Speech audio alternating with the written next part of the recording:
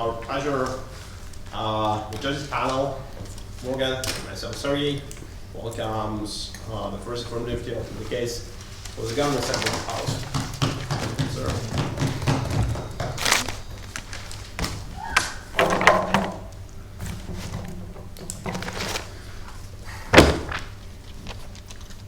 So just to be clear, so if you give me 5 minutes, it means I have 5 minutes left, or have you used 5 minutes? Remaining. 5 minutes remaining. Excellent.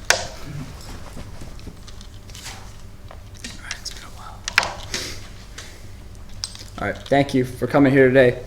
So today we're here to discuss the motion of actively circumventing internet censorship is a legitimate foreign policy tool. Now, I'd like to begin this debate by defining some of our terms. We'd like to define circumventing internet censorship as going into countries with oppressive governments in order to establish and promote humanitarian treatment and freedom. And we would like to define legitimate as improving the lives of those in oppressed countries and the countries doing the circumventing. Now, I'd also like to begin by introducing our three main arguments. Our first argument is that it is legitimate for countries to undermine illegitimate governments in order to promote human rights. Our second argument is that through multiple circumstances and findings, it has become clear that at the rate it's going, the internet is too far important of a tool in promoting effective communication, education, political systems, and awareness to be undermined by censorship.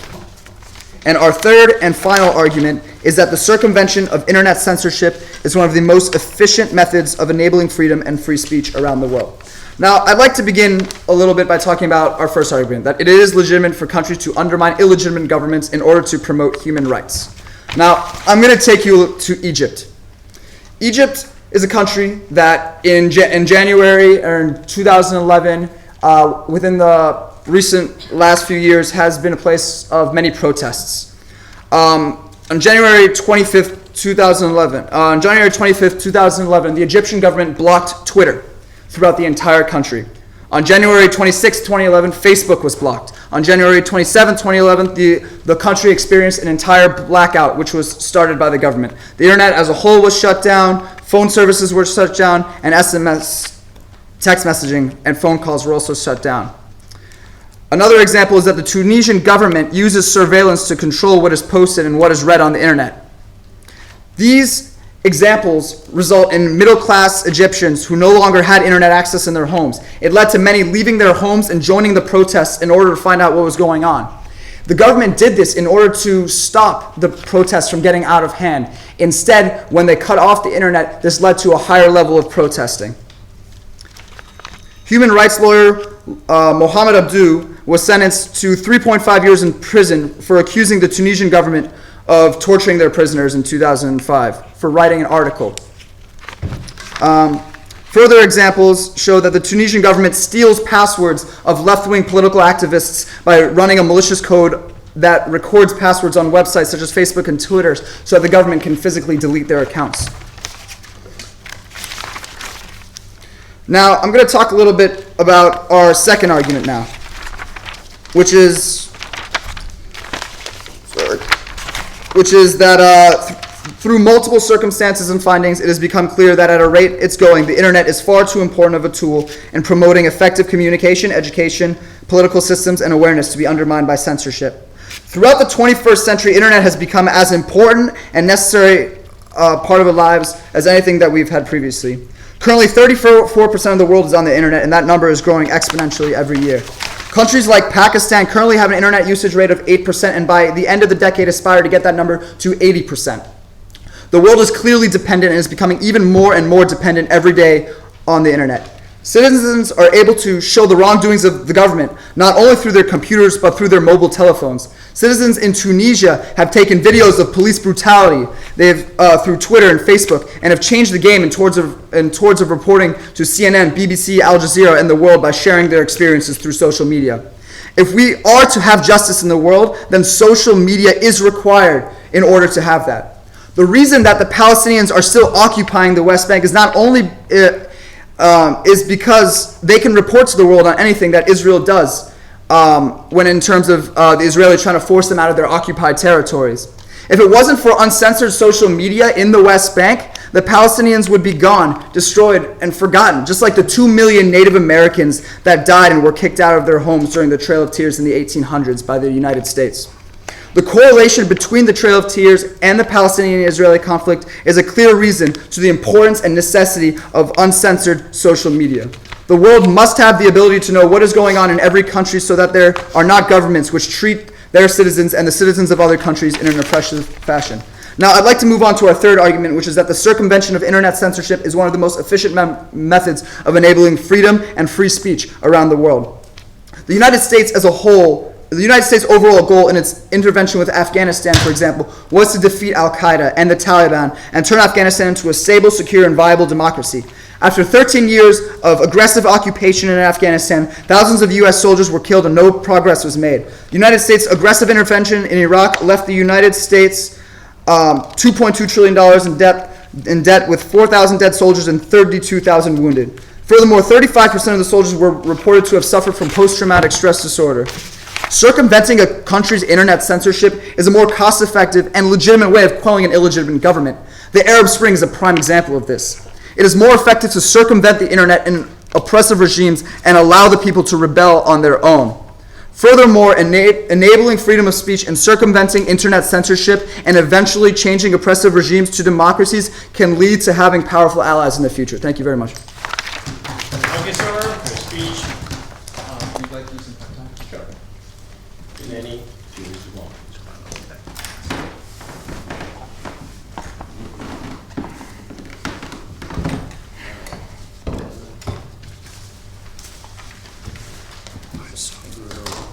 Heavy on the facts there. You kind of.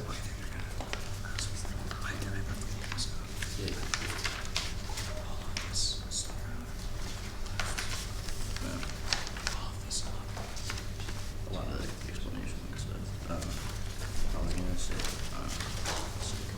I would like to stop So, for a sex period, welcome. Now we sit in 3 minutes.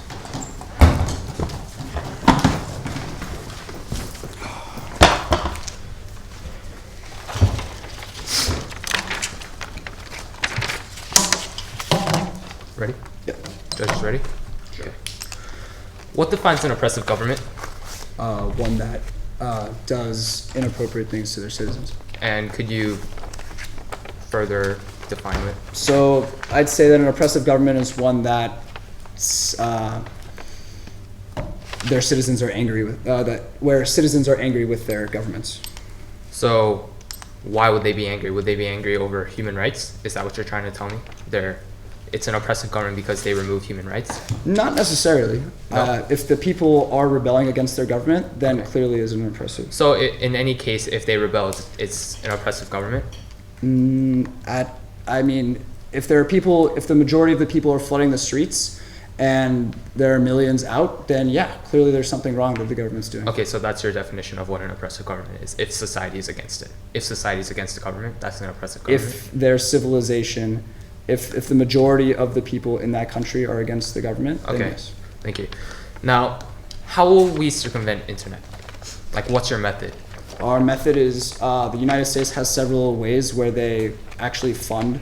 Hillary Clinton funded hackers $35 million in order to go into other countries. So we're going to use the United States as the one that's going to be the actor. Not only the United States, there are other countries such as London, which Okay. or England, sorry. All right. Now, how will we guarantee it will work in terms of human rights? Like, how do we know it's going to be beneficiary? Because it clearly has been beneficial. People in countries like Egypt have been screaming for these censorships to be removed, and that's why they flooded the streets. But then that doesn't necessarily mean that their human rights were made better. How will we guarantee that human rights itself will be made better? Not that they will be freed, but the fact that their human rights will improve. Because okay, for example, in Tunisia, after the government was overthrown, their government became much more. It became a democracy, and there was no internet censorship, for example. That still doesn't answer the question of how human rights will be improved or provided in any case.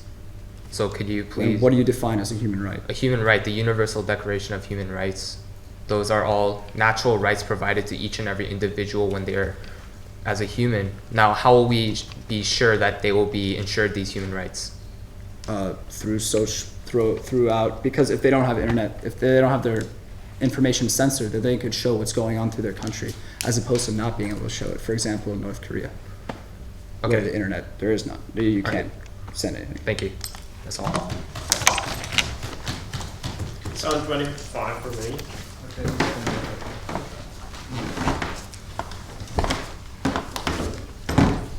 So, Free speech is the human rights institutions, and like it creates a segue almost. yeah. Okay, so And by limiting There's statistics indicating that access to internet, more people like So can it's express right. their political views online and demonstrate their interest in politics and therefore have an impact on yeah. It's just for like human beings. It's just Yeah. speech and so.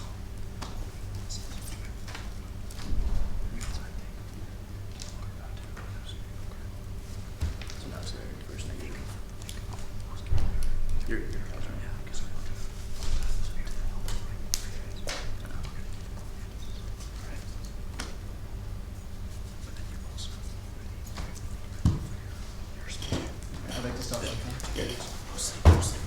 So, on first, negative speaker, if you have the case for the negative side of the house. So, welcome, sir.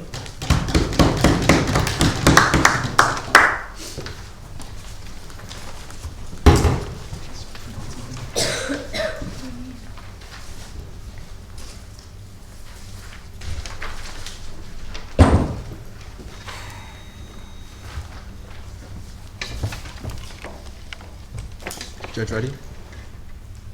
Hello, ladies and gentlemen. Today, a clear observation that must be brought up and taken into account is the resolution's lack of an actor.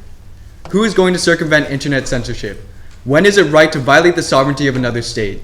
Without these two key questions answered, it is even impossible to start deeming circumvention as legitimate.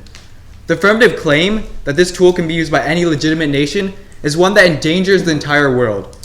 Who and what determines what government is legitimate or not? If everyone is given the power to violate another's sovereignty, then it is risking full-scale war. In other words, who watches the watchman? I'd like to first move on to my own contentions. Contention 1. Technology is an enabler of right, not a right itself. A human right is among the things we need in order to live healthy, meaningful lives, like freedom from torture. It is a mistake to place any technology in this exalted category, because over time we will end up valuing the wrong things. For example, a horse was once needed to make a living, but the right is to make a living, not the right to own a horse. In today's debate, we are arguing about critical freedoms, such as freedom of speech and freedom to access information. These are not bound by any particular technology at any time. In fact, if anything, it's sometimes the restrictions of the internet that can lead individuals to realize what their rights really are. According to foreign correspondent Veronica Greenwood, when information is freely available, individuals can be passive while remaining informed. But when their people are suddenly plunged into radio silence, they almost by default must take action. They have to leave the house to check up on family members and learn more about events. And the government loses its ability to spin the situation through internet channels. And also to threaten that protests will soon be shut down. In fact, also according to CBS News, today many governments have been thinking twice about universally restricting internet access, as shutting information sources down is equivalent to signing their own death warrant. Thus, internet circumvention is not a legitimate foreign policy tool, but instead is only one of the many channels in realizing human rights, one that can be counterproductive to achieving its goal. Contention 2. Internet circumvention as a means to realize a human right is counterproductive. Internet circumvention is counterproductive towards its goal for three main reasons that I will briefly go over. First, it leads to more censorship. Second, it puts citizens in danger. And third, countries use circumvention to benefit their own national interests at the expense of human rights. First, internet circumvention often leads to more censorship. Blatantly going against the laws of another nation causes the circumvented nation to see other countries as a threat to their politics and thus outright ban or chase out companies that are attempting to make a better change. An example of this can be seen with China's new domestic version of Google called Baidu. This is replacing Google and is now being sold to other oppressive governments to better censor their citizens. Secondly, whereas internet censorship, internet circumvention makes it possible for citizens to go online when otherwise banned, organizations that facilitate circumvention can unwittingly cause dissidents to be banned, to be jailed, or even killed for breaking laws by their government. For example, in the Iranian elections of 2009, when Project Haystack, which promised to allow dissidents to circumvent censorship, was briefly withdrawn, when poor design exposed activists to fatal harm, revealing information about them to Iran's state monitors. Lastly, internet circumvention is a tool used without any checks, thus making it open to be used for national interest at the expense of human rights. The United States, Britain, France, and many Western European countries, for example, contribute millions of dollars to internet circumvention software and organizations. Yet simultaneously, they are the very same countries who financially benefit from the selling and exporting of censorship software to those very same countries in order to help oppressive regimes monitor and spy on their own citizens. Now I'd like to move on to our opponents' contentions. First, about the definitions of the topic. They say that circumventing is going into oppressive governments, but however, this is an abusive definition, as the topic clearly states is a legitimate foreign policy tool. It does not define who will use the tool. It does not define if the country itself needs to be legitimate. The action itself can either be legitimate or not, depending on how the action is carried out. It is not the goal of the actor to define that. They also say that oppressive governments do inappropriate things, and that's why they are called oppressive. Well then, by their definition, America too would be called oppressive, as we commit human rights abuses, such as Guantanamo Bay, and we spy on our own citizens. They also said that it's legitimate to circumvent oppressive governments, but if they're saying that it's legitimate to circumvent oppressive governments, then they're saying that it's legitimate to circumvent all governments, which would lead to worldwide chaos. They also say that internet has grown too big, so we have to let everyone have it. But as I stated in my speech, internet access is not a right. It's only a means for that. You don't have to guarantee that everyone can have it. It's not something that we should actively be doing. They also say that most efficient method of spreading freedom by saying aggressive policies don't work, such as in Afghanistan. But if you're saying that, internet circumvention is a very aggressive policy. As I stated, countries have backlash against that. They don't want when other countries come in and circumvent it. We're breaking that country's laws. How aggressive can you get? So if they are actually supporting non-aggressive methods, they are going against themselves and thus are contradicting their own points.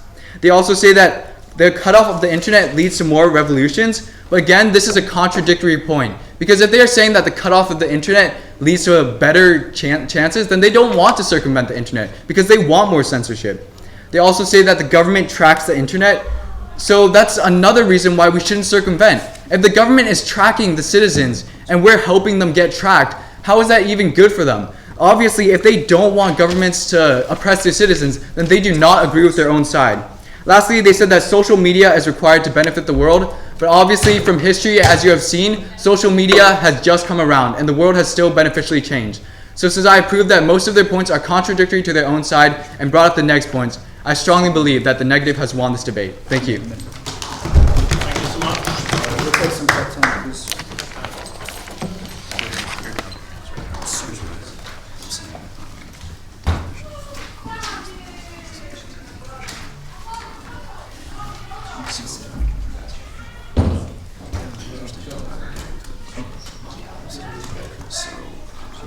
So, yeah, I do agree with that. How can we find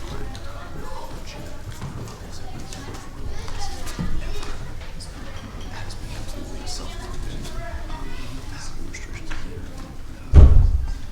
demonstrating versus emotional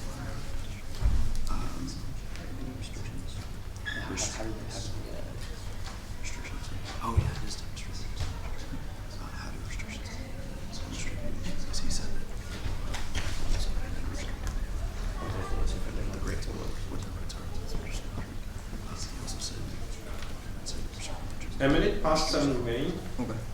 How much do we have? Yeah, it's 8 minutes. We know we've taken 8 minutes. Okay. Keep through it. all right, we're good. We good? Yeah. You done? Stop? Yeah, already. All right, we're good. Thank you. Okay. So, second cross We have exercise. 7 minutes of prep time. Welcome. Oh, sorry.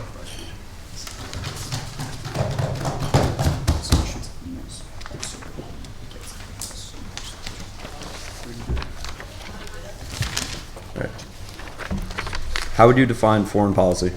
foreign policy, it's a tool used by any actor that is legitimately used. So let's say a foreign policy could be like selling things to another country. So you would say a policy is a tool. Yes, it is. A policy is a tool and not an attitude.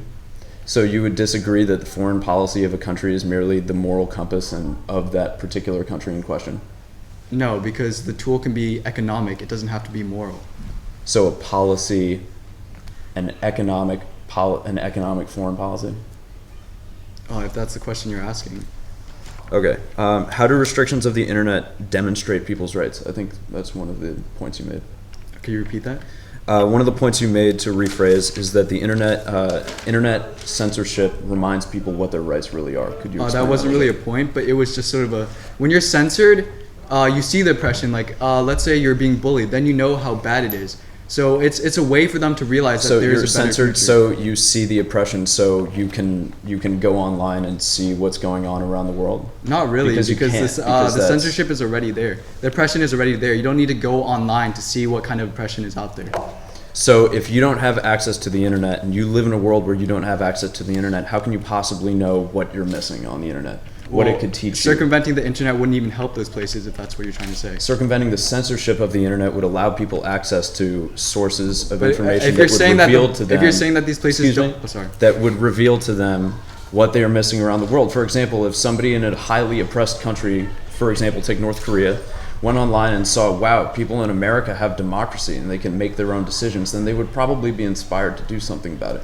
Whereas if the internet doesn't exist, then they have no way of knowing that that's an option in their lives. Would you disagree with that? I would take your example and use it against you, because North Korea, most of the people don't even have laptops, they don't even have cell phones. Internet circumvention wouldn't even help them because there's no internet in the first place. And also, if you're talking about all these oppressed places without internet, then internet circumvention as a tool wouldn't even be helpful in the first place. If they can't even afford food to eat, then how would they be able to buy laptops and get internet circumvention? It's a theoretical. If they had access to the internet, obviously I'm implying that they would have access to computers, but I'm going to move on. Why would a country circumvent internet censorship if they didn't think it would have the impact that would prevent the country's government from reinstating the censorship? Why would a country just experimentally throw that out there? Governments aren't perfect, so obviously we can see by all the actions government does, not everything they do is 100% correct. So by attempting to experiment, I guess they are, because they are being shut down in places, as I have stated. China is becoming more restrictive. They're being backlashed out, and there's I'm talking more. about what countries have removed the censorship of another country to a particular end. When has that happened and displayed any kind of result, good or bad? I guess it would all be bad, because as I've stated, whenever we You tried, guess? yeah, I even brought up examples of China in my Sick speech. guess. Time it up. Sorry. 6:25 for the prep time. Yes, please. Oh, just woke up. Okay. So I was thinking, is he asked how would it improve human rights? And I say like, the human right of speech is free speech, more networking, and having this tool for communication creates more free speech. Taking that away is like taking away free speech. Knowledge equals freedom. Freedom of disability. Freedom requires being human. Who are the actors who are going to be doing this? We're not saying everyone should be doing this, but it is everyone's responsibility. There's still the UN, there's still the Security Council, there's still forces at work that can decide this stuff. And we're not saying yes.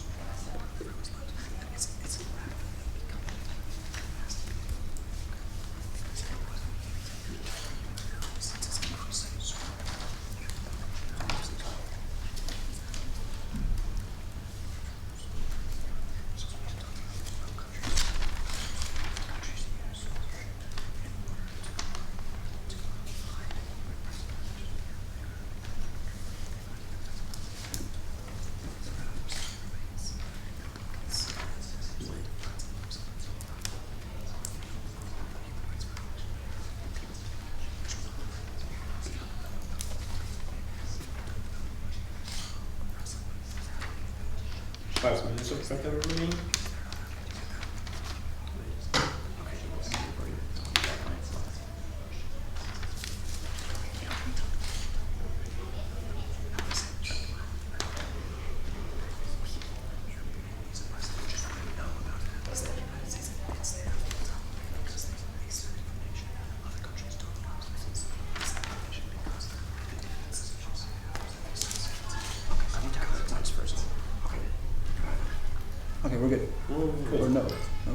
30 more seconds. 30 more seconds. Good.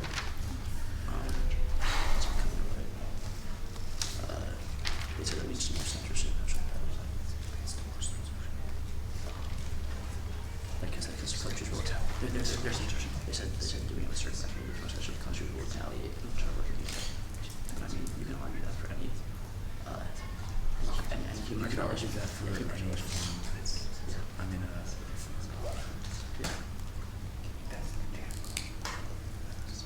Yeah. This thing has passed. Okay, thank you. 4 minutes remaining. So it's our pleasure to call upon the second affirmative speaker. You are arguing in favor of the motion. Alright, ready? Alright, so you guys asked us how we can guarantee that human rights will improve through circumventing internet. And the way it's going to improve is because freedom of speech is one of the main human rights, and having the internet as a network for human speech and for communication is only going to increase the amount of free speech people have. Having this way for free speech to be fluid throughout the world is only going to make free speech easier, and taking that away is almost the same thing as taking away free speech. Another thing is that freedom is an essential for, freedom is a basic for human rights, and knowledge equals freedom, and the more open the internet is, the more knowledge people can take in. You asked who the actor is going to be for circumventing internet. Who's going to do this? Which countries? Now it's everyone's responsibility to act on this and to circumvent the internet where human rights violations are taking place and where people are being oppressed. But it doesn't mean everyone's going to do it. It doesn't mean everyone can do it willy-nilly. There's still the UN. There's still the UN Security Council. There's still forces at work deciding things like this. And you guys mentioned that the best way for people to be grateful is by cutting them off on the internet. This is how people realize their rights. This is kind of you can't make that argument because you might as well make the argument for other human rights in the world. You might as well cut off their other human rights so they're more grateful for those human rights. However, that's not the way countries should be governed. You also mentioned that it could lead to more censorship because countries will retaliate and start working together. You can make the same argument for other human rights violations. Should we ignore those human rights violations and not take care of them, not go into those countries and make things right?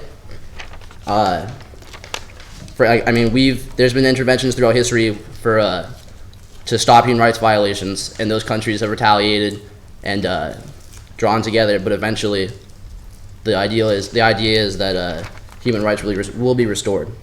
And the internet is becoming somewhat of a right.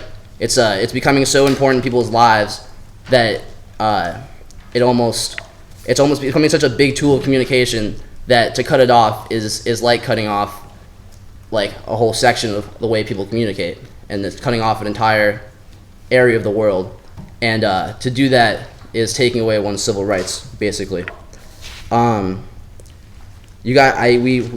said this is the internet and connecting through social media is essential these days for justice and for human rights promotion around the world. And you guys said that social media hasn't been around forever, and that it hasn't been there to fight for freedom, but neither has the world being connected this way. The world hasn't been connected globally, and countries haven't been able to communicate the way they have been until recently. The internet's growing at such a fast rate, and the different ways the internet's being used is growing so fast that to cut it off and to cut it off parts of it to people is cutting off entire ways that those people operate and the way people find information. And in decades, I'm sure that certain people won't be able to survive in the places they live without the internet. And to censor it would be to cut those people off from survival. For example, in America, without the internet, people wouldn't know about Guantanamo Bay and those human rights violations. We're not saying that America hasn't done violations and hasn't used censorship, but they But through the openness of the internet in America, people have found out about these violations and done something about it. And those violations have been taken care of.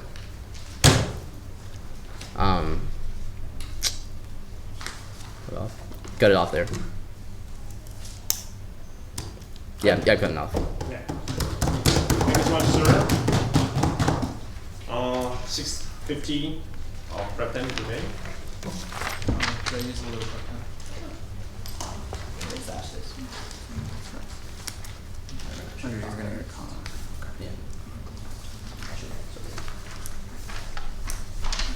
You didn't bring it?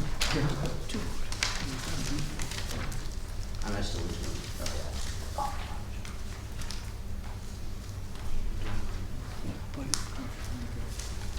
Can we stop our prep time? Sure. So third cross-examination period. Open, gentlemen.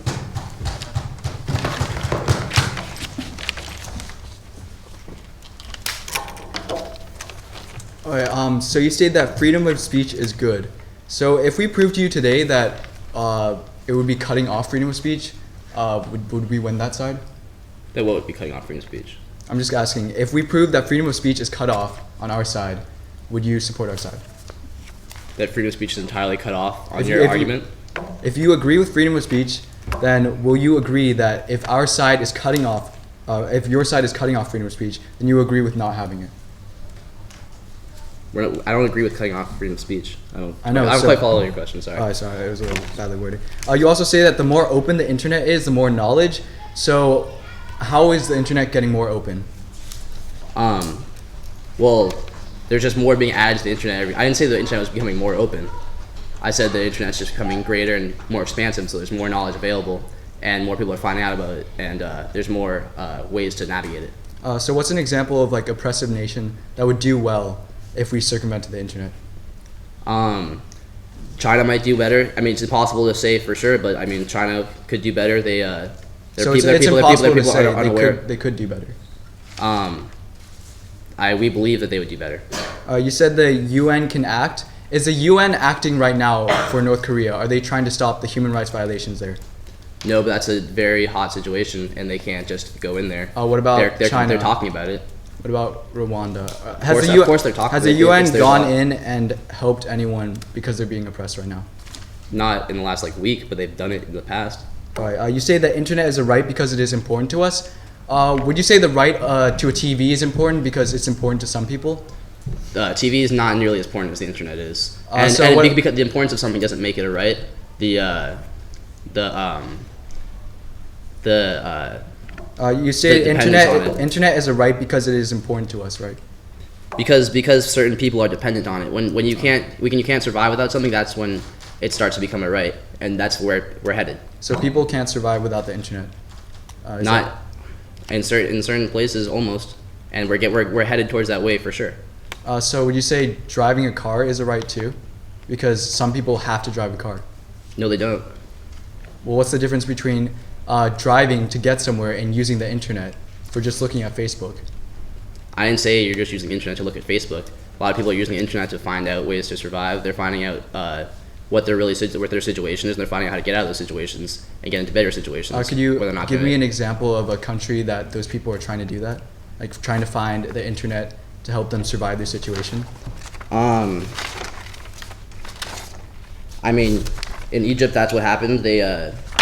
People who were less educated about what was happening there found out about what was happening through the internet and through the censoring of the internet, and they found out something wasn't right. And all right, thank you.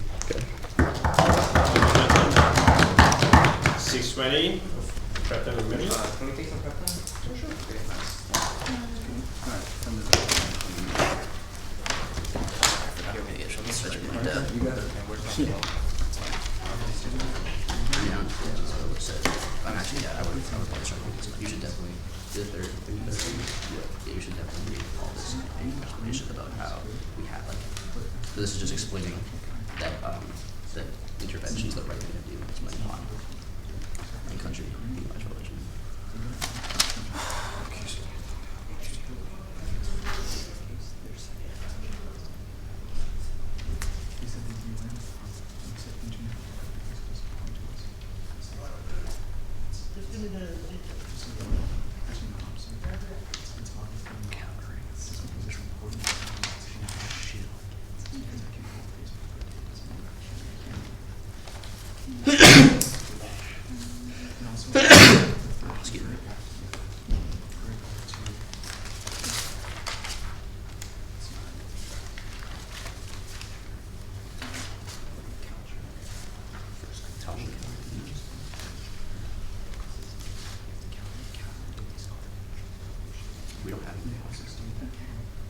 5 minutes of prep remaining. The encounters that you have. You have an extra pad,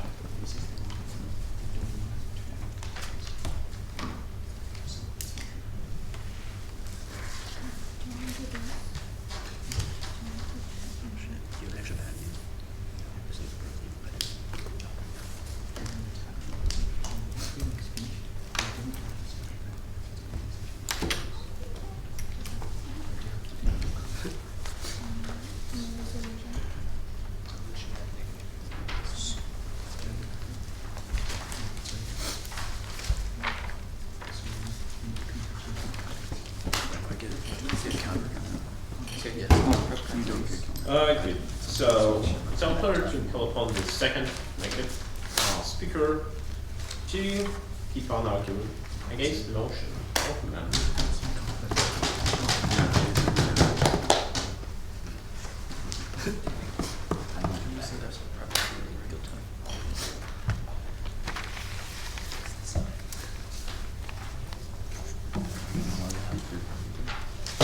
Just using it as a timer.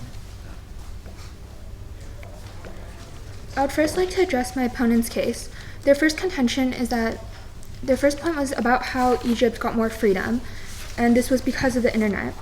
But we can see that this is actually not true, because in the case of Syria, there was actually a net negative with the revolution, because more people were killed and more people got their human rights abused because the government was allowed to track down its people.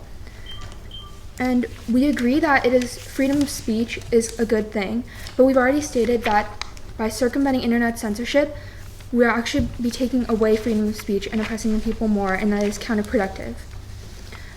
And we can see this in our example that my partner has already spoken about in China. In the case of China, government censors have sharply stepped up restrictions on China's international internet traffic in recent weeks. The restrictions are making it harder for individuals to view overseas websites that the Chinese Communist parties deem politically sensitive. Not only this, but it also helps the government track down dissidents. For example, things like Baidu and make the internet stricter, and it also allows the Chinese government to track down these dissidents and find where they are so they can be arbitrarily arrested. And this is against what my opponent said is their definition of legitimate, which is improving lives of the oppressed people. But as we can see here, internet censorship circumvention is actually leading to more human rights abuses because the government has the ability to track down these people and crack down harder on them. So because of this, and because we are agreeing with my opponent's definition of legitimate, this tool is actually not legitimate, since it is decreasing the quality of life for these oppressed people. We can also show that they said that North Korea can see forms of democracy on the web and be inspired to create their own democracy. But North Korea is just one example and is an extreme. And as we've said, they have no internet. They don't even have the money for food. And so they don't have the money for computers. So circumventing the internet would not help them anyway. And we've also shown that they said that history shows retaliation, and so because of this, human rights are eventually restored. And as we stated before, China has cracked down harder and retaliated. And my opponent has also said that the world has not been connected this much before because of the social media sites. And this is important because, as they've said, that these days we're so interconnected that we can't risk angering their government and cracking down harder on their citizens through internet censorship. Not only that, China is attacking the US and harming foreign relations. Recent writings by Chinese military specialists show that China is increasingly focusing on asymmetric warfare options, including guerrilla war and cyber attacks against data networks. In recent years, US newspapers have reported suspected Chinese hackers' attacks on US. Weapon laboratories and military experts believe that China is willing to reduce its standing army while increasing its reliance on a multitude of information engineers and citizens with laptops instead of just soldiers. So, as we've shown, is not a legitimate tool because they're actually worsening the lives of these oppressed people, because internet circumvention allows the government to crack down harder on their citizens, so this tool is no longer legitimate. They also said that internet is important, but just because something is important doesn't mean that it's a human right. As we said before, a human right is something that we need in order to lead healthy, meaningful lives, like freedom from torture. And internet does not needed to live a healthy, meaningful life, just like a horse is not needed for a farmer, just like a horse is not a right to own. And as we've shown, internet access is not a human right, and it is counterproductive. And because of this, my opponent's case falls, and for those reasons, we affirm, or we negate. Thank you, ma'am. Speech. 4 minutes of prep time remaining. We'll take some, thank you. We're gonna take 2 and then take 2. Yes. What did we say about, she says there's about so many countries, there's like, Can you stop us at 2 minutes? Sure. a lot of people, a lot of countries have no money to hear what we say about that. Because like a lot of countries like Russia would help, but they can't get money.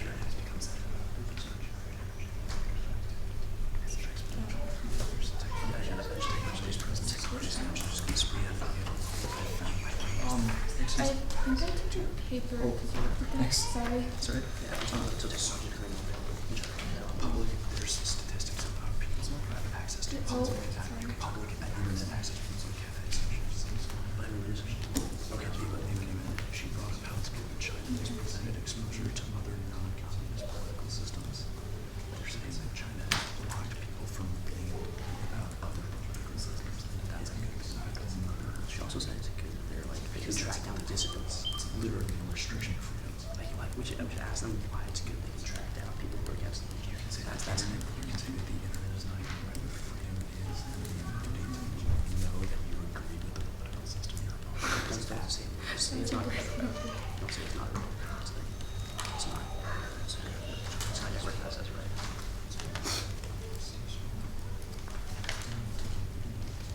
He doesn't? She's also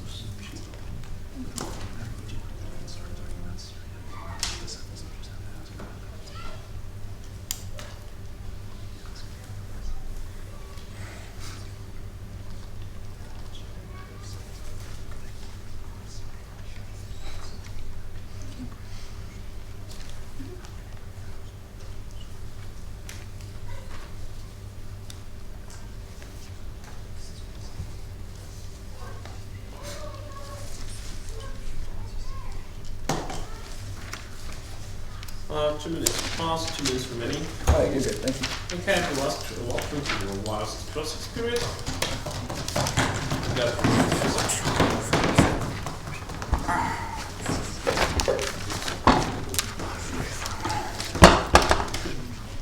Where do you want to stand? Didn't know.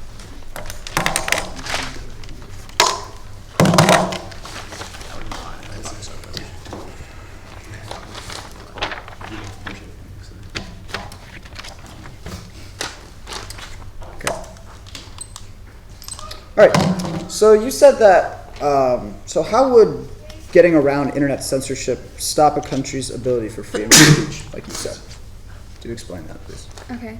Well, when countries do circumvent the internet, this actually allows for dissidents to be tracked down by the government. And because of this, they crack down harder and they go to the people and they arbitrarily put them in jail.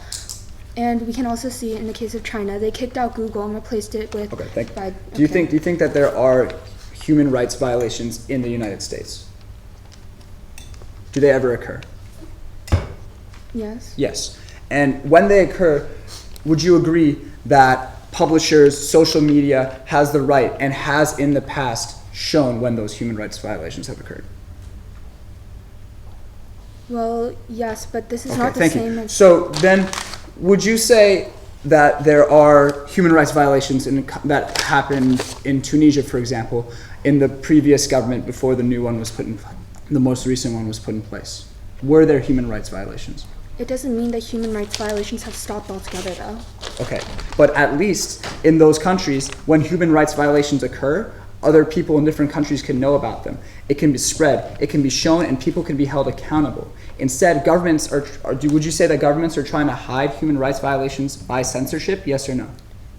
Well, that depends, because in North Korea they censor their government and we know that they're abusing their human rights. But we don't know specifically exactly what they're doing, do we? They could be killing off hundreds of thousands of people. They are every killing year. off hundreds of thousands of people. But we don't and know this. specifically. Our numbers range from hundreds of thousands to millions. We don't know. We don't know exactly because they're hiding what they're doing. They have camps where they send people, and we don't know exactly, specifically what they're doing to those people. The North Korean people are not able to speak about what is happening in their country. Is that correct? Sorry, I'm confused. We're talking about circumventing the internet so the people in that country have the ability to speak, right? Not us seeing into their country and telling them. All right, moving on. So you said that internet is not needed to live a healthy life. Is that correct? Yes.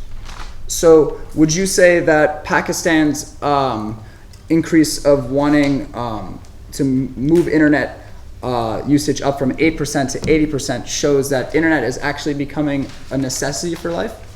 And you said it's not needed to...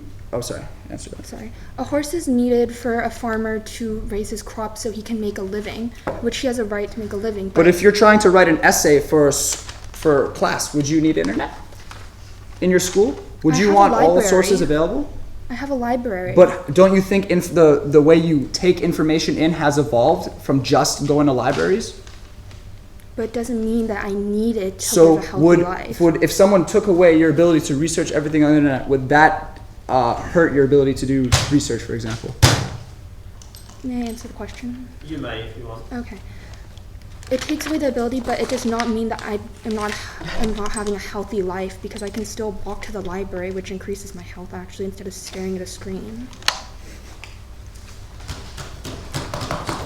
Thank you guys. And 2 minutes of prep time remaining for Affirmative. Yeah, you go in those there. Yeah. I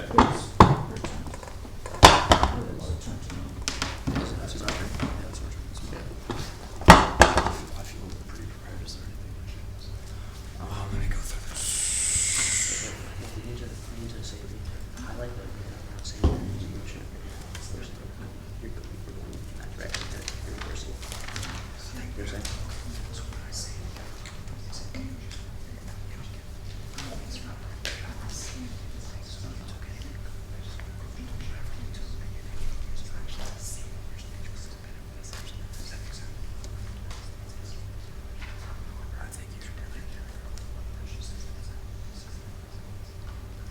She says you. And she's right. I think you're gonna do. No. We can't say we need it. We can say that we're going towards the end. Yeah, it's becoming a necessity and it's irreversible. And so we need to step up to that reality. But she should be like, you guys keep saying that we think it's necessary. We think it's necessary. It's becoming a necessity. And we need to be realistic. That will say us.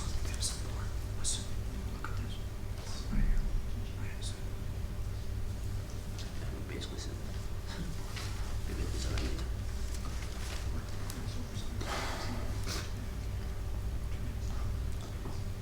Half a minute remaining.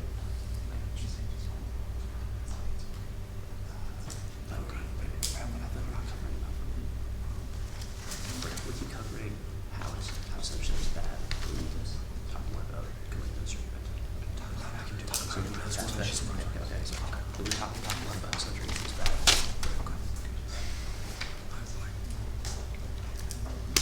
Yeah, do some TyMy impression.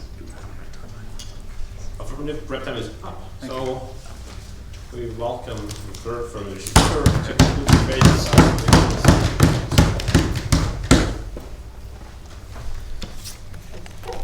Okay. The point that my team is making that I would like to focus on is the circumvention of internet censorship is one of the most efficient methods of enabling freedom and free speech around the world. What we mean about efficient is essentially effective and cost-effective primarily. As my teammate stated earlier, the United States' overall goal in its intervention with Afghanistan was to defeat Al-Qaeda and the Taliban and turn Afghanistan into a stable, secure, and viable democracy. After 13 years of occupation in Afghanistan, thousands of U.S. soldiers were killed and no progress was made. Another country that the United States had an impact on in terms of its revolution was Egypt, as we've already talked about several times. A main proponent in the revolution in Egypt was Facebook, a social networking site that was used to organize riots and protests. This is an American-based company, not that that's relevant, but it is used on the internet, and Egypt, in an attempt to maintain its oppressive dictatorship, shut it down, like my teammate said, within a few days. Also talking about Egypt, the dictator of Egypt, Hosni Mubarak, was in power for 29 years before Egypt was able to use the internet to learn about the potential that they had to overthrow him in an inspired move, inspired by the rest of the Arab Spring. A point that you used in your most recent negative argument is that it's good that China has prevented exposure to other non-communist political systems with their usage of internet censorship. We would completely disagree with you. We would consider it an aspect of freedom that people know about and are comfortable with the political system that they are a part of. With access to the internet, they can see that they have other viable options, and the communist regime in China is not their only option. Okay. In countries where human rights violations are going on without outside help, the violations won't necessarily stop, as I was saying with the case of Egypt and Hosni Mubarak. Nations, especially the most powerful ones, have a human moral responsibility to the world to protect everyone's human rights. By circumventing internet censorship, you can give people access to the knowledge they need to know that they can have a better life and appreciate more direct human rights. Okay.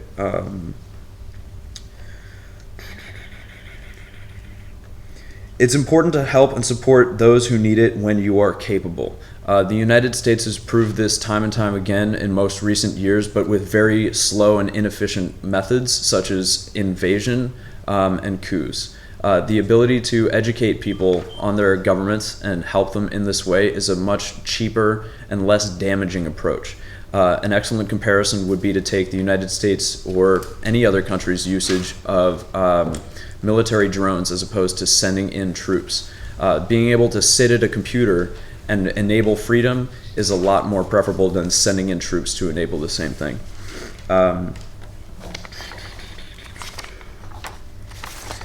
There are a number of examples that display that internet is one of the best ways to increase the knowledge of freedom and democracy around the world. Studies have shown that many people in low and middle income countries, including the underemployed, women, rural residents, and others who are often marginalized, derive great benefits in areas such as education, employment, and health when they use computers at the internet at public access venues. Public access venues are very important in the rise of the internet. Like we've said earlier, only 30% of the world has access to it. But as my teammate said, going from 8 to 80% in Pakistan is an excellent indicator of where the world is going. Internet access is increasing exponentially every year with the appreciation of how much it can positively affect people's lives. In Egypt and Tunisia, two nations at the heart of the Arab Spring, more than 6 in 10 social networkers shared their views about politics online. Okay, 6 in 10 about politics online. Another study that I read indicates that citizens who use the internet were more likely to demand democratic governments. Internet use may play a more meaningful role in strengthening and enhancing young democracies through impacting citizen attitudes rather than promoting outright democratic transitions among autocratic regimes. Basically what this means is that the internet helps on every single level, not by promoting necessarily outright riots, but by offering people education on what they are missing, as I've said several times. Likewise, increased internet usage by citizens in countries such as Benin, Malaysia, Nigeria, and Thailand, countries with high level of internet penetration, a moderate amount of demand for democracy, and some freedoms, are also more likely to experience political change as citizen internet use deepens and expands.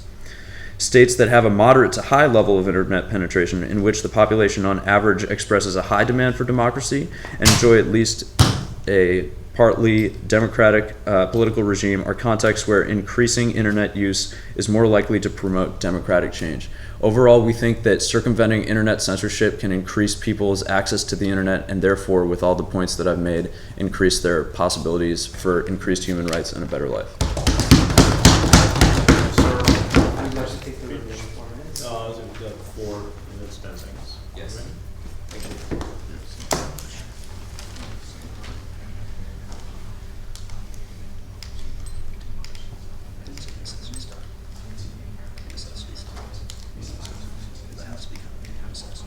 It's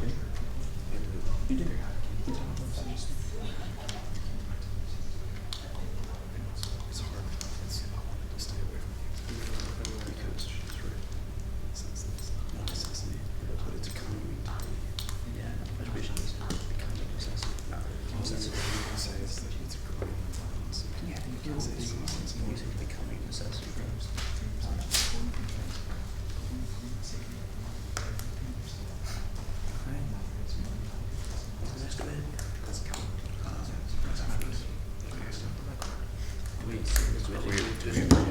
We're negative.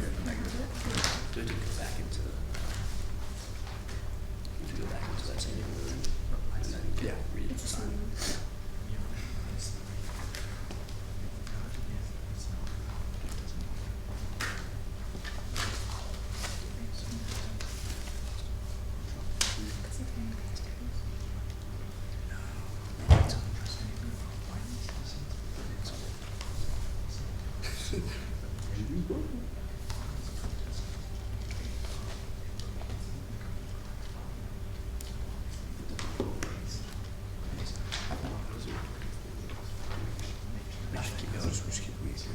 We can still break if we lose the first one.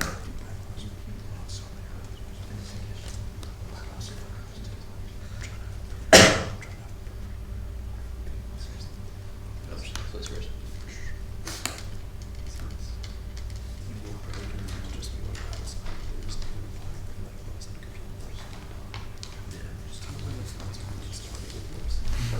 You get to do it instead.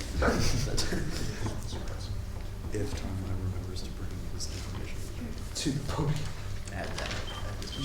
I worked off this information for a pretty good amount of time. 4 minutes off this. Yeah.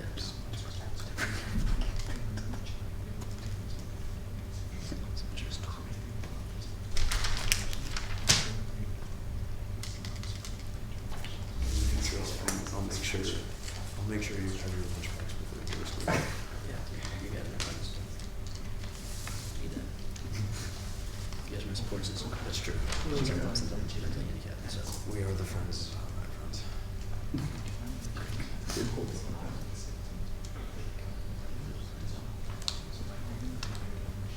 we need to read together against school? How's this school? They don't show us where school. See, for that one, I think like 2 weeks after the fall. Are they So they- overall, or did they like it? So just add, keep adding more stuff. We can have the score. We do have the score this debate right after. Just Just those details. These are discussed. We'll talk to us about it. We'll talk to us about it. All right, good.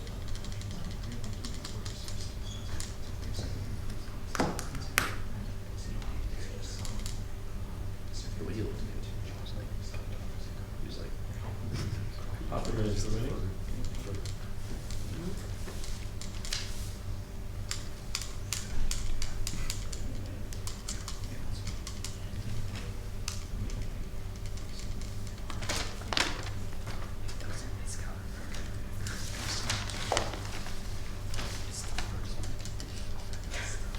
okay, that's the one. Good. And last but not least, we'd like to call upon the third native speaker to conclude the debate round as a whole. Welcome, sir. talk about safety. Judges ready? Opponents ready? Okay. Starting now. First, I would like to thank the previous speaker for their speech. And hello, my name is Jay Han, and I'm here to deliver the third and final negative speech for today's debate. Now, I'll first start with my opponent's contentions, just to go over it. My opponent's first contention, they stated it is legitimate to undermine other illegitimate governments. However, as we can see, they have not shown that it is successful with proper evidence, first off, to show that internet circumvention actually works. Therefore, we can't see towards the affirmative in that case. However, if you don't buy that, we can see that we can't expect change to happen just like that. We can't predict the future. It all depends. And as they provided for their evidence, Egypt, they're one example that Egypt was successful. However, as we provided earlier in the second speech, Syria was counterproductive. Other Arab Springs were counterproductive. We can see that it ultimately did not lead to the provision of human rights, freedom, and what they promote: freedom of speech, knowledge, and other human rights. Now we agree that human rights are definitely the paramount thing to go for in society and in today's round. However, as we can see, the affirmative has not proven how they will promote human rights. In fact, they are actually counterproductive, and they dropped that evidence earlier. It is counterproductive in essence. Therefore, we can see that by going with the affirmative, we will only be harming society. But however, by going with the negative, we can see that we will ultimately allow for better human rights, a better society. For their second contention, they stated that internet has progressed too far to be undermined by censorship. However, this has no impact whatsoever. It does not have any weight in today's round. It does not carry out any kind of evidence, nor does it carry out any kind of statistics to prove exactly what it is in today's round. Therefore, we can see that this is non-unique to either side, and that it is just something that happens in the status quo. It does not affect today's round whatsoever.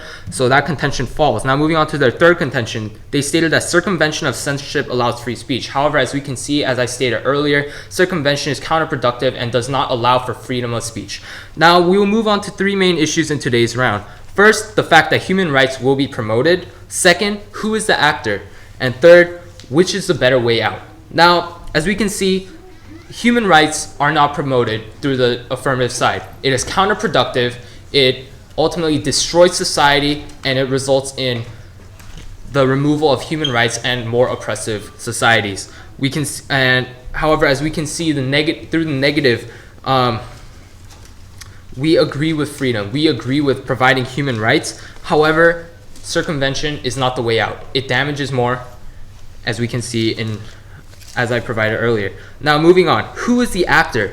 The affirmative stated that the actor is practically anyone who can control it, such as the United States, NGOs, the United Nations, etc. Now, as we can see, by their first contention that it is legitimate to undermine illegitimate governments, it is not a legitimate action, as we stated earlier. It is not the action, it's the action itself that must be legitimate. However, it is not legitimate to have these actions in order to provide so-called freedom of speech, a better society. It does not do that. It's counterproductive, and we can see that the affirmative does not address who the actor is. Therefore, we can't even go with we can't even go to the affirmative side of this resolution.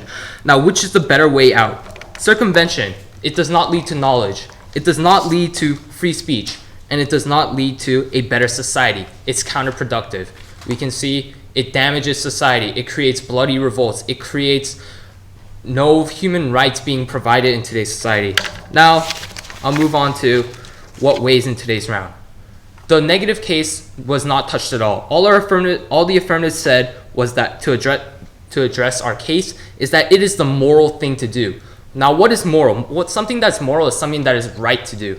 Now, is it right to remove rights from a society? Is it right to make society worse off? No, it's not. Therefore, we can see that our case did not stand. Therefore, our impacts are that internet circumvention is counterproductive. It does not have any kind of ground in today's society.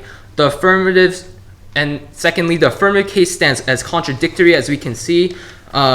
As my partner stated in his first speech, and in the last speech, my opponent stated something about democracy. However, democracy is not reliable. Therefore, as we can see, because the fact that human rights will be promoted through the negative, the actor has not been addressed, and which is the better way out? It's obviously the negative, as we have proven. I strongly urge a negative ballot. Thank you. Thank you, sir. Thanks to both teams. Please shake your hands and just leave this room for 5 to 10 minutes. Just be outside. Okay.